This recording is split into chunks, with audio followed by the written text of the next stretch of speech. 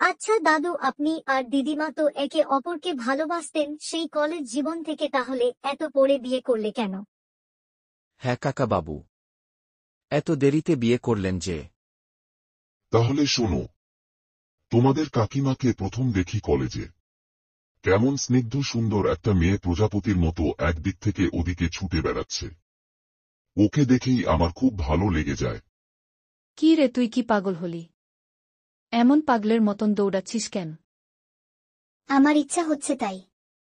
তোর ইচ্ছে হলে তুইও দৌড়া। দেখ ছেলেটা কি ভাবে তোকে দেখছে। এবার থাম। আমাকে দেখছে তাতে কি তোর হিংসে হচ্ছে?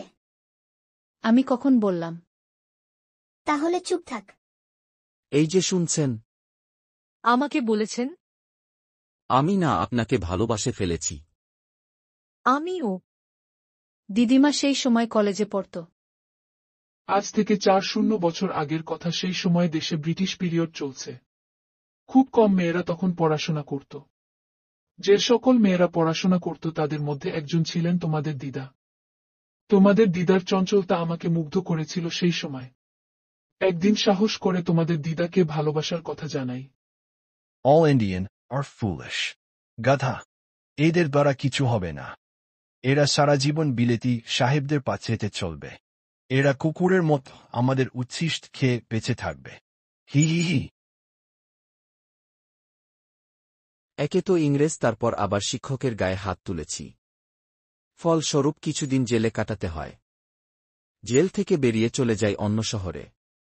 সেখানে বিলেতি ল্যাবে চাকরি পাই।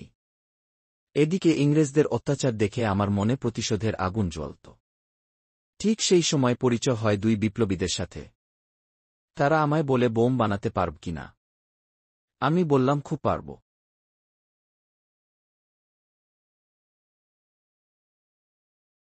ওই ইংরেজ সাহেবদের আস্তানা উড়িয়ে দিতে হবে।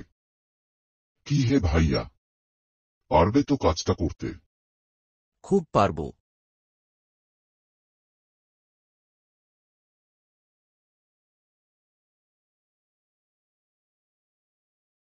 এরপর আমি বলি, একের পর এক চিঠি পাঠাতাম কিন্তু কোনো উত্তর আসতো না।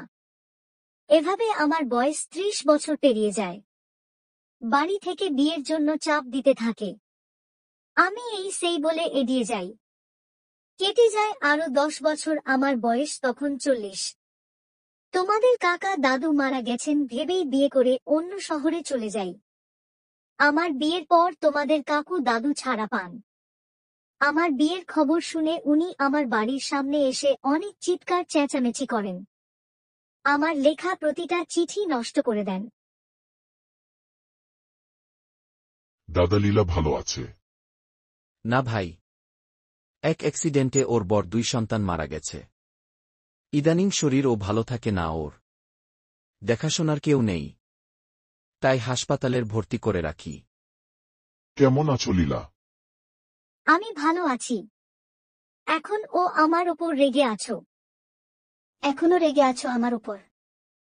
না, এরপর থেকে আমি ওর সেবা যত্ন করতে থাকি। আর একটা সময় মনে হয় এবার আমাদের সম্পর্কের একটা নাম দেওয়া দরকার। বিয়ে করবে আমায় লীলা? এই বয়সে লোকে কি বলবে? লোকের কথা বাদ দাও, শেষ বয়সটা তো সুখে শান্তিতে কাটাই।